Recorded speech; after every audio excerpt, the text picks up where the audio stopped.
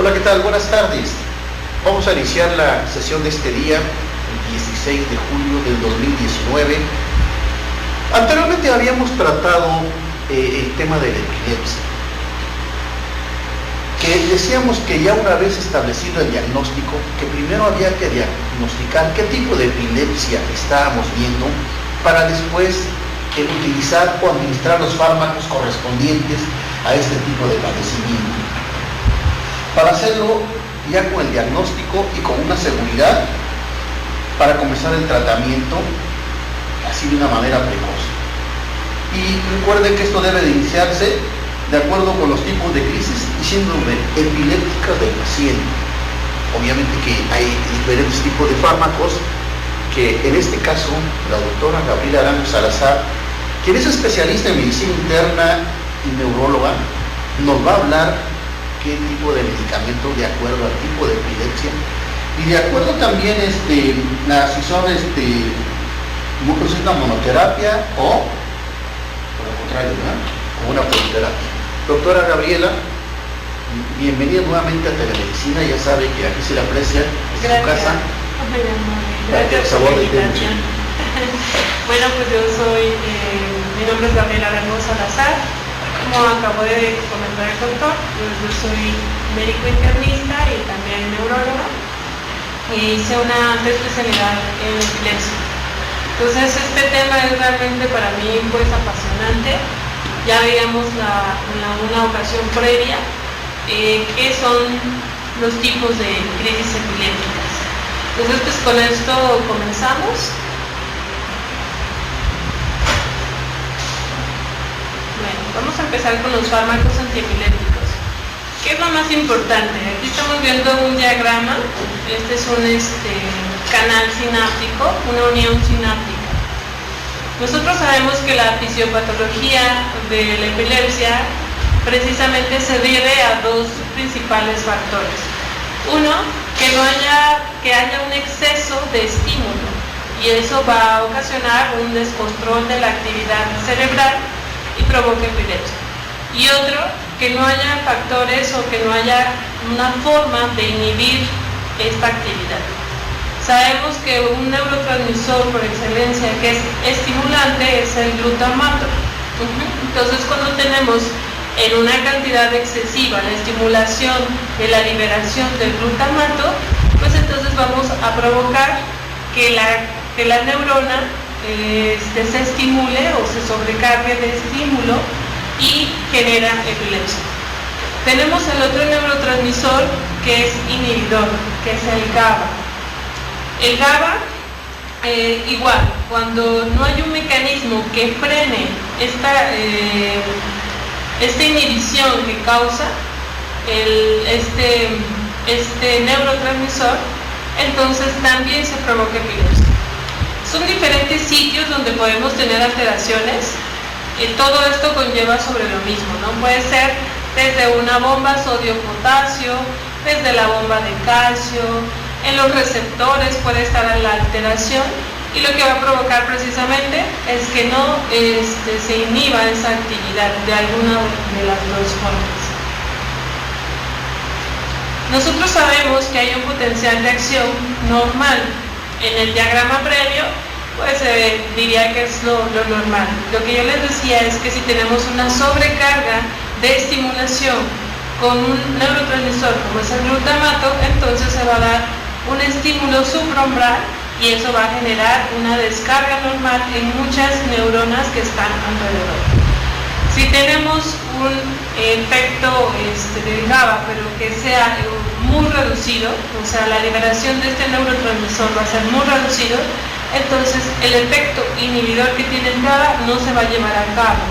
Por lo tanto, no vamos a tener un estímulo que inhiba esta actividad cerebral. ¿Por qué es importante esto para los fármacos antiepilépticos? Porque estos son los mecanismos de acción que tienen los fármacos antiepilépticos. Aquí vemos en forma general el GABA, que es lo que les decía, que es inhibidor, con su efecto en la bomba o en el canal de cloro. Tenemos los receptores de NMDA, que esto es muy importante también para la fisiopatología de la epilepsia, que está regulada por canales de calcio, y tenemos los receptores de AMPA cainato, que está regulada por canales de sodio. El GABA va a ser un efecto inhibidor y estos receptores NMDA y AMPA cainato son estimuladores. Los mecanismos de acción de los fármacos antiepilépticos van a ir todos en relación a esto. ¿Qué es lo que queremos ante una epilepsia? Disminuir esta excitación que se presenta por una sobreestimulación del glutamato o de los receptores NMDA o de los receptores AMPA cainato. Entonces vamos a ir sobre ese sitio. ¿Sobre qué zonas principalmente? Pues puede ser sobre los canales de calcio, como se ve en el esquema, o los canales de sodio. Si al contrario el efecto inhibidor es el que está alterado, pues podemos ir sobre los canales, el neurotransmisor GABA, la glicina, o sobre los canales de potasio y cloro. Entonces, ¿qué tenemos para que se dé la fisiopatología en la epilepsia? Un incremento del tono excitador glutamérgico, la disminución del tono inhibidor GABAérgico y la capacidad de las neuronas de experimentar cambios paroxísticos. ¿Qué significa eso? Que quizás exista una susceptibilidad en un paciente. Ejemplo, si tiene antecedente de un infarto cerebral, las neuronas que quedan alrededor quedan lesionadas, no llegan a apoptosis, no llegan a morirse esas neuronas. Por lo tanto, estas neuronas que quedan, yo les digo como atontadas, estas tienen poca capacidad para experimentar esos cambios de manera paroxística. Entonces son los generadores de epilepsia. Y lo que vamos a hacer es actuar sobre estos mecanismos fisiopatológicos. Aquí tenemos en forma general los mecanismos de todos los fármacos antiepilépticos. Tenemos la inhibición de los canales de sodio. Los dividimos en primera, segunda y tercera generación. La tercera generación son los más recientes, incluso en México todavía hay algunos que no tenemos. Primera generación, carbamazepina, fenitoína como inhibidores de canales de sodio. Segunda generación, la motrigina, oxcarbazepina principalmente. Y tercera generación, aquí dice rifunamida, que incluso esa acaba de llegar a México, tiene pocos meses que se está lanzando ese medicamento en la población mexicana. También tenemos la cosamida y también tenemos eslicarbazepina. Entonces todos estos son fármacos que inhiben el canal de sodio. Tenemos también los inhibidores de canal de calcio, pero lentos. En este caso es primera generación carbamazepina, segunda topiramato, también tenemos el felbamato. Este último casi también no lo utilizamos en México, o mejor dicho, yo nunca lo he utilizado. Tenemos los inhibidores de canales de calcio N y PQ. Entonces aquí, primera generación, benzodiazepinas. Tenemos segunda generación, gabapentina y pregabalina. Cabe destacar que estos medicamentos, pregabalina y gabapentina, aunque se realizaron o fueron hechos para epilepsia, antiepilépticos, actualmente se ha visto que no tienen tan buena eficacia en el control de la epilepsia. Se llegan a utilizar en algunos casos muy selectivos, pero en realidad se ha utilizado actualmente más como neuropáticos. Para inhibición de canales de calcio T-talámicos tenemos algo que es muy característico. Tenemos el valproato de magnesio o el valproato en forma general y la etosuximida. ¿Por qué es importante recalcar esto? Porque el sitio de acción de los canales de calcio T-talámicos es el mecanismo fisiopatológico de las crisis de ausencia. Entonces, en las crisis de ausencia, el medicamento de elección son estos dos. Va a ser valproato y etosuximida. Ese es el tratamiento de elección para este tipo de crisis. Incluso, si ponemos otros medicamentos, la verdad es que la eficacia es muy baja. Activación de canales de potasio. Tenemos carbamazepina, etosuximida, en segunda generación oxcarbamazepina y topiramato, y tercera generación la retigabina. En la facilitación GABérgica está la benzodiazepinas, el fenobarbital. De segunda generación tenemos vigabatrina y tiagamina. Estos medicamentos también no son tan utilizados. Vigabatrina se utiliza principalmente para síndrome del hueso. La indicación de tratamiento es para el síndrome del hueso. Esta es una encefalopatía epiléptica. El fármaco de tercera generación sería la estilipentol. Este también es muy reciente que en México se está promocionando. Y tenemos otro que es de inhibición glutamérgica. En esos, pues primera generación, fenobarbital, carbamazepina, valproato también, topiramato como segunda generación, la motrigina, gabapentina, pregabalina, oxcarbazepina. De tercera generación tenemos perampanel. Este es un medicamento que ya se está utilizando en otros países, ha tenido una buena respuesta como para controlar epilepsia, entonces pudiera ser a lo mejor en un futuro en México que llegue una buena alternativa. Y el otro es la inhibición de la subunidad SB2A. Este es una pequeña fracción de un canal. El canal es de sodio, entonces pero esto es una subunidad de ese canal.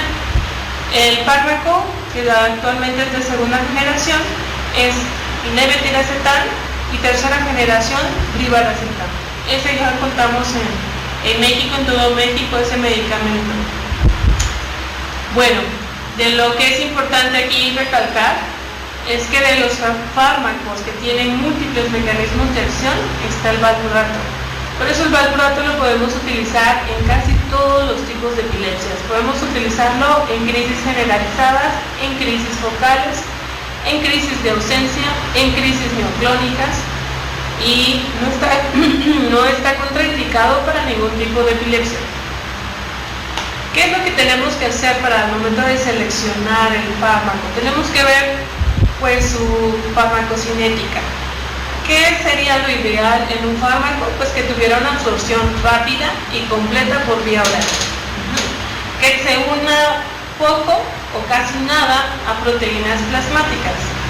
De preferencia que no se metabolice en el hígado. ¿Por qué? Porque si no tenemos mayor número de interacciones, usualmente, pues sobre todo porque la mayor parte de los medicamentos se metabolizan en este órgano. También la ausencia de metabolitos activos, que cuando ya se degrada el medicamento, el fármaco, pueden ser tóxicos incluso. Cinética lineal. ¿Qué quiere decir? Que dependiendo de la dosis va a aumentar la concentración en sangre del medicamento. Lo ideal sería de esta forma. Tenemos un fármaco como la fenitoína que tiene una cinética totalmente aberrante. ¿Qué quiere decir esto? Que aunque nosotros le aumentemos la dosis, eso no significa que va a aumentar la concentración en sangre y que va a ser más efectivo. La vida media de eliminación que sea prolongada, preferimos que sean cada 24 horas, cada 12 horas. ¿Por qué? Porque así el paciente puede tener un mejor apego al tratamiento. Y que la eliminación sea de preferencia renal. Ok, bueno, aquí vamos a ver el tipo de farmacocinética. Vemos que los medicamentos de primera generación en realidad tienen pues muy mala farmacocinética, ¿no? Tienen una unión alta a proteínas. De hecho, de los que se menciona que tienen la peor farmacocinética es fenitoína. Se une a proteínas, tiene la concentración no va a ser de acuerdo a la dosificación, que es lo que le decíamos cinética lineal, no lo tiene, es principalmente hepático, tiene múltiples interacciones con otros fármacos. De los fármacos que tenemos con una mejor farmacocinética, actualmente es levetiracetam, la motrigina se considera con una buena farmacocinética, De ahí, otro que tiene múltiples interacciones, metabolismo hepático, pues es el valproato. Yo considero que es uno de los mejores antiepilépticos que actualmente tenemos, sin embargo, los efectos secundarios del medicamento limitan su uso. Entonces, vamos a irnos como a cuestiones más prácticas. Aquí, las características farmacocinéticas de los fármacos de tercera generación. Hasta el momento, la cosamida viene siendo el fármaco antiepiléptico con mejor farmacocinética. ¿Por qué? Porque no tiene casi ninguna interacción con otros fármacos, lo pueden dar así con cualquier otro medicamento, no va a interaccionar. La eliminación es renal, su distribución, la cinética es lineal, tiene una rápida absorción, no tenemos que estar al momento de dosificar o de iniciar un tratamiento, podemos hacerlo de manera rápida por esta farmacocinética tan buena que tiene la cosamida. Es el mejor hasta el momento en farmacocinética. Tenemos unos fármacos con cinética ideal o muy próxima a la ideal, pues volvemos a ver, gabapentina es muy bueno, sin embargo ya les decía que no es tan efectivo para esta cuestión de epilepsia. Levetiracetam es una muy buena alternativa, la cosamida también. Yo les decía que era muy importante saber qué tipo de crisis tenemos. ¿Por qué? Porque así vamos a indicar el tratamiento. La cosamida viene siendo como uno de los fármacos que actualmente se está indicando para crisis focales, muy efectivo. Pregabalina, vigabatrina. Tenemos de fármacos con cinética intermedia, de los que nosotros utilizamos la motrigina, oxcarbazepina, topiramato, tienen una cinética intermedia. Los que tienen una cinética totalmente, pues ya desfavorable, es carbamazepina, fenobarbital y el ácido valproico, lo que yo les decía, que realmente limita su uso. Fármacos con cinética muy desfavorable, fenitoína. ¿Cuál es la ventaja de fenitoína? Principalmente que tenemos vía oral, tomado, y tenemos vía intravenosa. Actualmente para estado epiléptico sigue siendo un medicamento de elección, entonces por eso se sigue utilizando tanto la fenitoína. Es un bloqueador de canales de sodio, está indicado para epilepsia focal y para epilepsia generalizada. La desventaja es que se une el 90% a proteínas. La dosis en realidad es muy corta, el rango de dosis que le podemos dar es de 4 a 7 miligramos por kilogramo. No les recomiendo que aumenten más a esta dosis porque luego causa intoxicación por el uso del fármaco. Clínicamente lo podemos ver por nistagmos, por movimientos oculares de nistagmos, si nos estamos pasando. La impregnación es de 15 a 20 miligramos por kilogramo. Principalmente lo vamos a utilizar de esta forma cuando tengamos un paciente en estado epiléptico. Pero tiene muchos efectos secundarios también, o adversos. Va desde cuestiones a largo plazo como a corto plazo. Al momento de administrar por vía intravenosa, principalmente lo que tenemos que ver es arritmias. Tenemos que monitorizar a nuestro paciente y ver que no cause arritmias. Por eso la administración de fenitoína debe de ser lenta. Mínimo de media hora a 1 hora la impregnación de fenitoína y con monitorización. A largo plazo tenemos efectos como hiperplasia gingival, puede dar nistagmos, que incluso yo les decía, es una forma en que nos vamos a dar cuenta si estamos pasando de dosis. Diplopía, ataxia, mareos, confusión, hirsutismo. Eso ya es sobre todo a largo plazo. Tenemos otro fármaco que se llama fosfenitoína. Ese fármaco no hay en México, se considera un profármaco. Eso quiere decir que pues a nivel, ya cuando se metabolice se va a cambiar o se va a modificar a fenitoína. ¿Cuál es la indicación? Principalmente la vía intravenosa, también en estado epiléptico. se recomienda este fármaco. ¿Por qué? Porque se administra más rápidamente, el riesgo de arritmias es mucho menor que con fenitoína y empieza a hacer su efecto es más rápido también que fenitoína. Entonces, esa es una ventaja en pacientes en estado epiléptico. Carbamazepina, otro inhibidor de canales de sodio, su dosis es de 10 a 30 miligramos por kilogramo de peso. Carbamazepina es la indicación hasta el momento en nuestro medio, pues indicación número 1 en crisis focales. De hecho, entre carbamazepina y lacosamida está el inicio de estos tratamientos en esos pacientes que tengan este padecimiento. Entonces, los efectos adversos también, lamentablemente carbamazepina tiene varios efectos secundarios, entonces eso también limita su uso. Principalmente somnolencia, que puede tener mareos, ataxia, visión borrosa. La leucopenia principalmente se presenta a largo plazo y síndrome de Stevens-Johnson es otra de las alteraciones que se presentan en piel y alteraciones en el aprendizaje. Entonces en niños tenemos que valorar si le vamos a dar este medicamento porque pues si no limitamos sus actividades escolares. Valproato. El valproato tiene múltiples mecanismos de acción, ya lo veíamos en diapositivas previas, en canales de calcio tipo T, en la inhibición mediada por GABA. Este tiene un metabolismo hepático. El rango de dosificación sí es muy amplio, va de 30 a 60 miligramos por kilogramo día o de 800 a 3000 miligramos por día.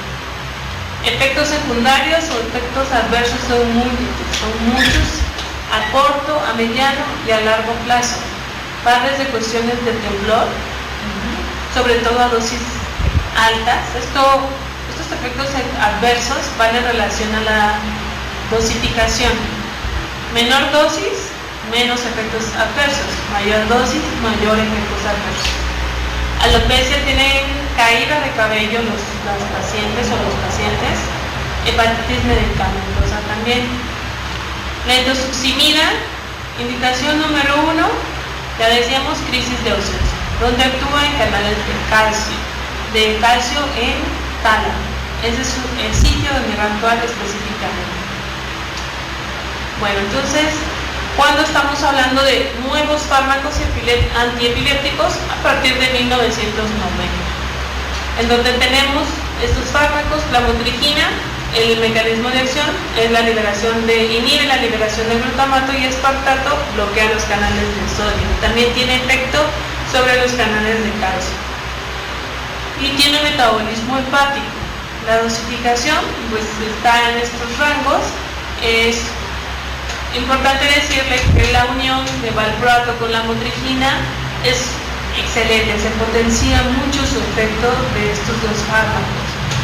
Pero hay que decir que también se potencia su efecto antiepiléptico, pero también se potencian sus efectos secundarios. Entonces hay que cuidar que cuando nosotros pongamos estos dos fármacos, tenemos que dosificar lentamente cualquiera de los dos, ya sea la motrigina o valproato, dependiendo de lo que ya el paciente tenga establecido, porque pueden aumentar mucho los efectos secundarios.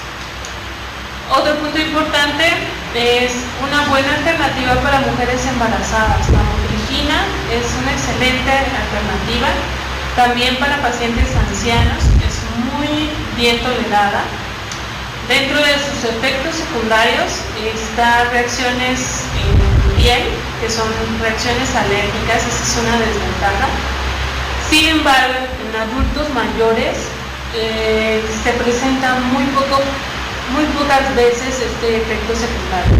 Entonces es un grupo que puede ser un excelente fármaco para este grupo de edad. Y recuerden que la epilepsia tiene dos grupos picos de edad, uno que son los niños y otro que son los adultos mayores. Entonces, en este caso, pues una buena alternativa. Se dice incluso que las crisis de ausencia en algunas ocasiones puede ayudarle la lamotrigina, no es en todos los casos, como no tan, diremos que no tan buena alternativa, puede ser en caso de que no tengan buena respuesta a valproato o a tuzoximida. ¿Qué es la mayor limitante? La hipersensibilidad. Reacciones alérgicas. Eso es la mayor limitante de la motricina. Población mexicana tenemos un mayor número de reacciones de hipersensibilidad. Esto es por una susceptibilidad genética que ya ha estado estudiada, es un antígeno en lo que está alterado. Entonces, lo que nos da la susceptibilidad, no es que esté alterado, nos da susceptibilidad a este fármaco. Puede provocar también diplopía, mareos, ataxia, somnolencia. Fármacos que actualmente se están utilizando mucho es el levetiracetam. Actúa sobre una subunidad que es la SB2A de una vesícula sináptica, de la corteza cerebral, el hipocampo y cerebro. Es muy bueno, tiene una eliminación renal, no se conocen casi interacciones, son mínimos las interacciones y la dosis va de 1000 a 3000 miligramos por día. Efectos adversos, principalmente lo que puede limitar su uso es que causa mucha somnolencia y otro son alteraciones conductuales. Puede ser desde cuestiones como irritabilidad, incluso puede causar psicosis, está referido con el levetiracetam, o depresión mayor con intento de suicidio. Si nosotros vemos que los pacientes están teniendo alteraciones conductuales importantes, no nos vamos a esperar a que ellos tengan ideación suicida. Entonces tenemos que retirar este fármaco. Ese sí es indicativo de que se debe de suspender el fármaco, pues porque podemos poner en riesgo la vida del paciente. Este medicamento actualmente se considera como útil en epilepsia refractaria, cuando estamos hablando de refractariedad al tratamiento. Los carbazepina bloquea los canales de sodio, voltaje dependientes, también los canales de potasio. Una limitante de este medicamento junto con carbamazepina es la hiponatremia. Entonces, en estos pacientes, tanto los que tengan carbamazepina como carbazepina, tenemos que vigilar los electrolitos séricos. La dosis va de 15 a 45 miligramos por kilogramo y en un rango de 900 a 3000 miligramos por día. Topiramato es un medicamento también que tiene múltiples mecanismos de acción. Sin embargo, en este caso tiene también múltiples efectos secundarios por lo mismo. O sea, al actuar en diferentes sitios, aumentan los efectos secundarios. Esto limita su uso, principalmente alteraciones cognitivas, disminución del apetito. Entonces, sobre todo las alteraciones cognitivas, si es un paciente que tiene alguna, no sé, alguna actividad en su trabajo que conlleve algo intelectual, yo no lo recomiendo. El topiramato es una muy buena elección, principalmente en algo que se llama drops attacks. ¿Qué significa eso? Son crisis atónicas. Entonces, son de los pacientes o de los niños que caen de manera súbita. De hecho, en la calle luego se ven, tienen sus cascos, estos de motocicleta o de moto. Esos son los niños porque caen súbitamente, usualmente se pegan la cabeza muy frecuente y está asociado al síndrome de Lennox-Gastaut en adultos y niños. Que esta es otra encefalopatía epiléptica. Ya decíamos que encefalopatía es cuando causa la epilepsia, va a causar retraso mental en los pacientes. Interacciones. Va a ser cuando tengamos un metabolismo hepático, tenemos el riesgo de mayor interacciones. ¿Por qué? Sobre todo por esta isoenzima del citocromo P400. Entonces, aquí se metabolizan muchas sustancias. Los fármacos que tienen este metabolismo y que son de primera generación y que eso nos puede alterar la efectividad del medicamento, más bien nos aumentan los efectos secundarios del medicamento, es carbamazepina, fenitoína. Entonces, fármacos de segunda y tercera generación disminuye esta interacción, o sea, casi no tienen el efecto sobre este citocromo P400. Otra cosa que podría limitar son las reacciones adversas. Aunque el fármaco sea muy efectivo para el tipo de epilepsia, los efectos secundarios nos pueden limitar su uso. Esto va dependiendo de la edad, del sexo, de los medicamentos concomitantes o patologías asociadas. Entonces, yo les decía, esto va dependiendo de la dosificación. Entre mayor dosis, mayores efectos secundarios. Entonces, en forma general, todos los antiepilépticos causan somnolencia y todos van a tener una afección cognitiva en menor o mayor proporción, incluso conductual. De los conductuales, los que más provocan efectos es levetiracetam, por ejemplo, que son pues ya severos, pueden llegar a ser severos. Efectos crónicos van a ser como de manera insidiosa, sobre todo a lo mejor daño hepático, problemas en cuestiones hormonales como el ácido valproico, que también tiene sus como interacciones o efectos. Por ejemplo, puede causar alteración de los niveles de estrógenos en las mujeres, disminución pues de la probabilidad para que ellas se puedan embarazar las mujeres, y bueno, los que tienen un riesgo más elevado, pues carbamazepina, clobazam, fenobarbital, clonazepam, fenitoína, primidola. Con riesgo medio, topiramato, ácido valproico, y con riesgo bajo, levetiracetam, lamotrigina, pregabalina, migabalina. Tenemos otro tipo de reacciones adversas que pueden limitar el uso de los medicamentos. Los que vimos primero, los efectos secundarios. Lo que podemos hacer si los presenta el paciente es disminuir primero la dosis. Eso es lo primero que tenemos que hacer. Si tenemos una reacción adversa idiosincrática, eso quiere decir que no va de acuerdo a la dosificación. Así le demos una cantidad mínima de fármaco, pueden hacer una reacción idiosincrática. Por ejemplo, es el síndrome de Stevens-Johnson. Entonces, es una reacción de hipersensibilidad a un fármaco. Sí existen factores de riesgo en algunos pacientes, como factores genéticos, en edades extremas, otra vez niños y ancianos, farmacológicas, la forma en que dosifiquemos en un inicio. Yo les sugiero que la motrigina, si lo van a empezar, sean de manera muy progresiva, lentamente progresiva. No empiecen a dosis altas, eso puede causar muchos efectos secundarios. De hecho, los antiepilépticos de preferencia se deben de poner así.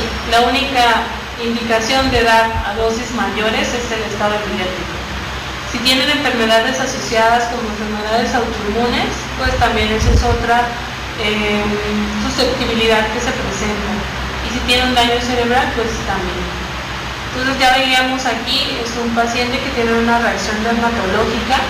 Los que más presentan, o el fármaco que presenta más este tipo de reacción, son carbamazepina, lamotrigina. Yo diría que son entre esos dos principalmente. Carbamazepina también podría ser fenobarbital, fenitoína. Si tienen dos fármacos que tienen, puede ser, no sé, carbamazepina con fenitoína, pues se incrementa el riesgo. Y otra cosa, cuando nosotros ponemos fármacos antiepilépticos, se recomienda diferentes mecanismos de acción. Si tenemos fenitoína, que es un bloqueador del canal de sodio, y una carbamazepina, que es un bloqueador del canal de sodio, no le estamos dando gran ventaja al paciente, estamos dando en un mismo sitio de acción. Entonces, probablemente no tenga una mejoría importante el paciente. Si el paciente tiene una reacción idiosincrática, es indicativo de suspender el medicamento. Tenemos que administrar otro que sea a lo mejor por vía intravenosa, por ejemplo levetiracetam, que tenemos en vía intravenosa, o la cosamina. Pero este fármaco se debe de suspender de manera inmediata. ¿Por qué? Porque puede causar un daño multisistémico. La forma en que lo vamos a tratar es con corticoides o incluso inmunoglobulinas. Bueno, entonces los efectos adversos en forma general, la número 1 es somnolencia, que va a aumentar la somnolencia de los pacientes. De la benzodiazepina, sedación, es la causa de efecto adverso más frecuente. En ancianos no es recomendable este fármaco. ¿Por qué? Porque ellos ya tienen múltiples caídas, entonces ancianos no, de preferencia no poner benzodiazepinas. Carbamazepina, tenemos que cuidar todos estos, hay que hacer biometría hemática, hay que hacer una valoración neurológica cuando se presente, puede dar una hipersensibilidad por Steven Johnson. El dosuximida principalmente puede dar hipo, alteraciones visuales, gastrointestinales. Barbitúricos también la sedación. Fenitoína va desde cuestiones cosméticas como de hiperplasia gingival, puede causar también ataxia. Eso es importante. Fenitoína no sugiero darla más de 5 años. Se asocia con atrofia del cerebelo y entonces después causa ataxia. Valproato, pues tenemos múltiples también efectos secundarios, desde gastrointestinales, es causa de gastritis o enfermedad acidopéptica, aumenta el peso, alteraciones endocrinológicas, temblor, alopecia, trombocitopenia, hiperamonemia, cognitivo. Todos estos efectos secundarios que se mencionan allí son muy frecuentes, no son la gran mayoría de pacientes va a tener al menos un efecto secundario de lo que les acabo de decir. Levetiracetam, psicosis sería lo más grave y alteraciones afectivas como depresión mayor. La motrigina, lo más grave sería un síndrome de Steven Johnson. Del topiramato también puede presentar Steven Johnson. Pancreatitis, hepatotoxicidad sería lo más grave. Otro que tenemos que vigilar es que no haya o que no ocasione nefrolitiasis. ¿Por qué? Porque disminuye, diremos que no permite que se libere la orina, o sea que a nivel renal se filtre, entonces favorece la formación del líquido. Y además hipohidrosis, disminución de la sudoración, también puede causar psicosis y glaucoma de ángulo cerrado.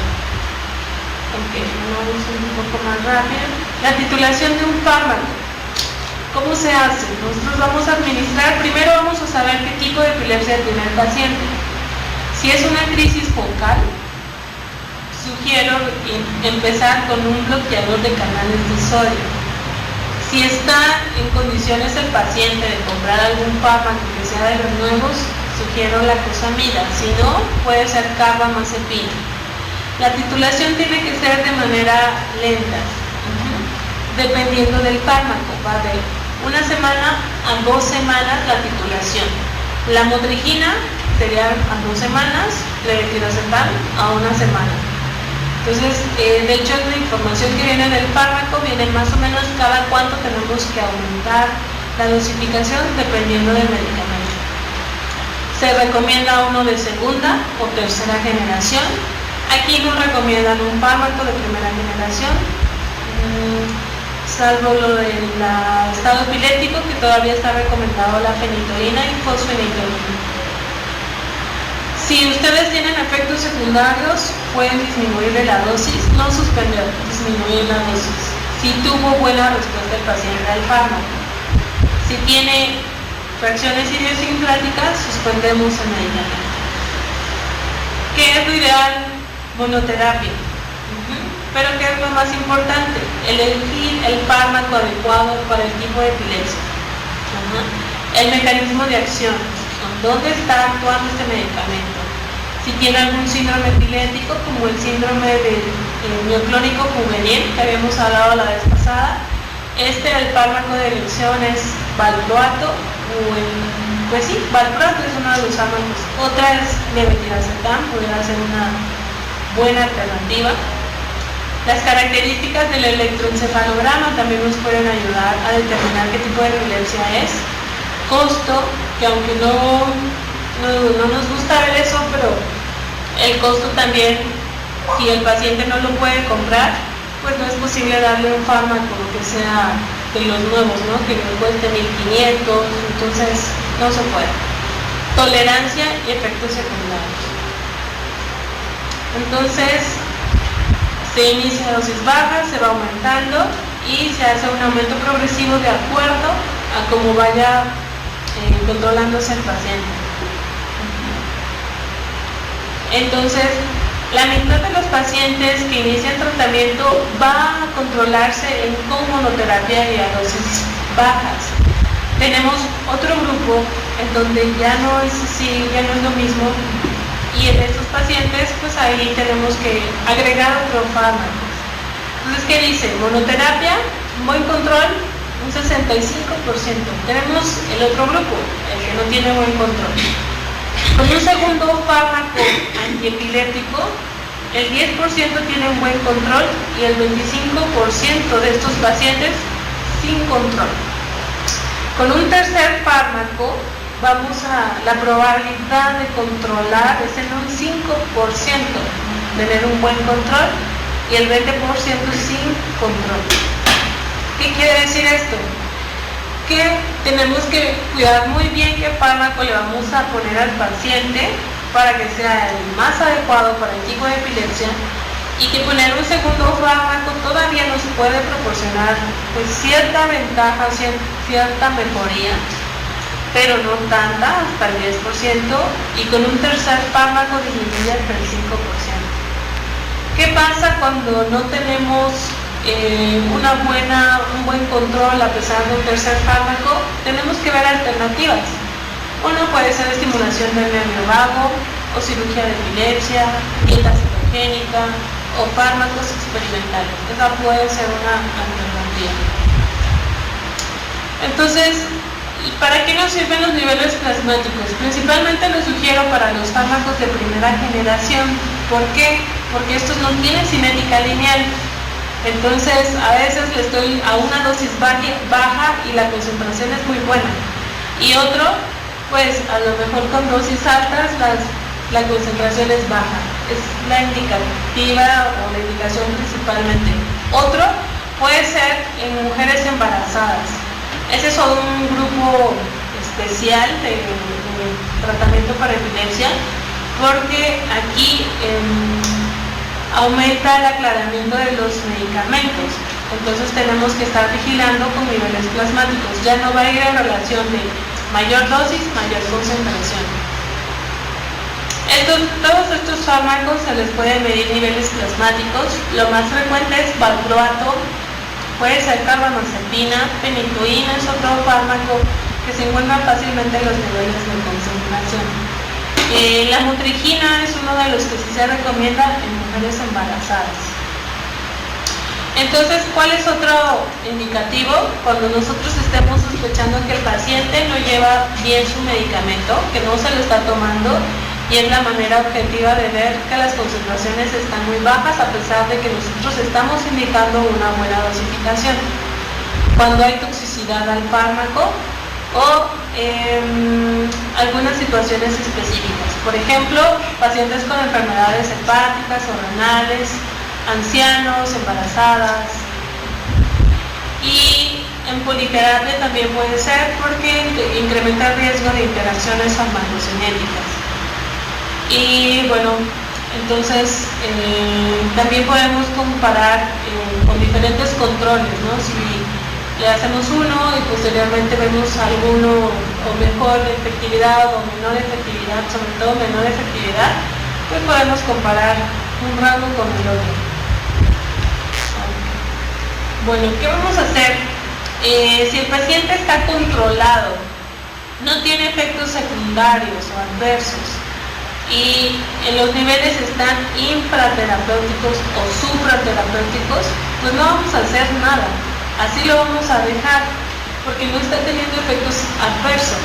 Si está controlado, pero tiene efectos adversos, entonces ahí sí vamos a disminuir la dosis del fármaco. Si tiene una respuesta parcial al fármaco y no tiene efectos adversos, pues ahí vamos a aumentarle la dosis. Estos son de los niveles plasmáticos de los fármacos. Si tiene una respuesta parcial pero sí tiene efectos adversos, pues consideramos un cambio de fármaco antiepiléptico. Si no tiene respuesta clínica y tiene efectos o no tiene efectos adversos, pues también lo vamos a cambiar. Si no funcionó el fármaco, podemos pedir o ver otros fármacos. ¿Cuáles son los fármacos antiepilépticos que no se recomiendan en las mujeres en edad reproductiva? Fenitoína, carbamazepina y valproato. De esos, el valproato es la que tiene la peor, diremos, la mayor probabilidad de teratogénesis. No se recomienda en mujeres en edad reproductiva. Muchas mujeres tienen este fármaco y lamentablemente lo mínimo que pueden presentar los bebés es hiperactividad y déficit de atención, pero pueden tener malformaciones sus hijos. Entonces, esto ya lo vimos, se recomienda la monoterapia. Vamos a hacer estudios de laboratorio y la monitorización de los niveles plasmáticos solamente en estos grupos que les acabo de comentar. No es necesario repetir de manera constante los niveles plasmáticos y pues nada más. Entonces, en forma general vamos a utilizar así los fármacos. Levetiracetam es un buen fármaco para crisis generalizadas. También fenitoína. Valproato es la elección número 1 para crisis generalizadas. Crisis focales, carbamazepina, oxcarbazepina y lacosamida actualmente. Situaciones especiales o síndromes especiales, en forma general, síndrome de West, vigabatrina es la elección número 1. Síndrome de Lennox-Gastaut, ya sabemos que es muy complicada, es una epilepsia realmente muy refractaria a tratamientos, se utilizan muchos fármacos, pero para las crisis atónicas o drops attacks se recomienda topiramato. Para síndrome mioclónico juvenil, la indicación número 1 es valproato o levetiracetam. Entonces, más o menos en términos generales es la forma en que vamos a utilizar los fármacos antiepilépticos. Y con esto terminaríamos lo de farmacología. Doctora, pues le damos las gracias por haber estado nuevamente con nosotros para complementar el tema acerca de la epilepsia. Y obviamente nos veremos en otra ocasión con otro tema de su especialidad. Pues muchas gracias, doctora Gabriela. Gracias, doctor. Hasta la próxima. Hasta la próxima. Hasta luego a todos los que nos han visto, nos han escuchado de nuestra red de televisión Aguán. Que tengan un buen día.